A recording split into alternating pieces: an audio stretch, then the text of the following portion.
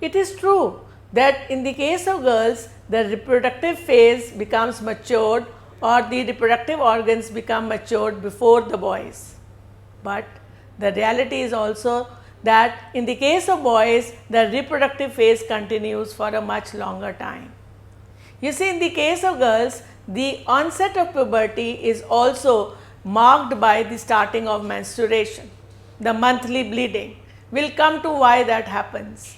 So, you see, in the case of girls, the reproductive phase begins at the say age of 14, and this beginning of menstruation is called menarche. So, after menarche, they are able to produce the ova, the female gamete. But then, after the age of about 45 or at the most 55 years, what we find is there is stopping of menstruation cycle, and that is called menopause.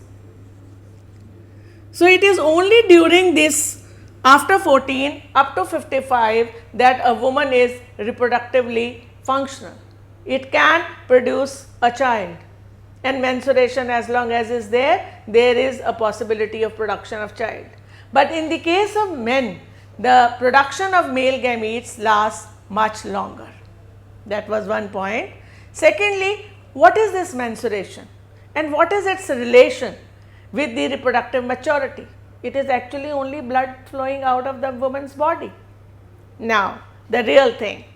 You see, the ovary, once it is functional and fully developed, it releases one ova every month, right? Now, as it is, the ova is developing, and by the time it is released, the uterine wall also becomes thick and spongy and is full of blood vessels. What is uterine wall? The wall of the uterus.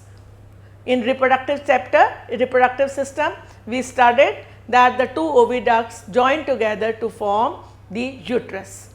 Now, as the ova is released from ovary, it comes to the oviduct, where it waits for a while for the sperm. If a sperm reaches ova and is able to fertilize ova, then a zygote is formed, and it which keeps on dividing and redividing moves down into the uterus, gets embedded in the wall of the uterus, and then it becomes an embryo changes into fetus, and once the child is fully developed after 9 months and 9 days, there are labor pains and the fully developed child is pushed out of the female body. Of course, still there is a connection, the umbilical cord which is cut off. But what happens if the ova is not fertilized?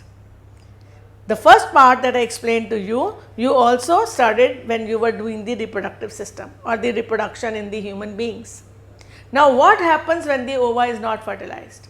When ova is not fertilized, then the ova along with the wall of the uterus, which had become thick and spongy, and with the blood, it flows out, and that is what is menstruation.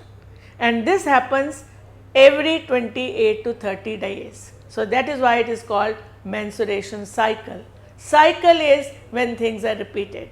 So, because every month this thing is repeated, that an ova is released, and depending upon whether it is fertilized or not fertilized, there is menstruation or no menstruation.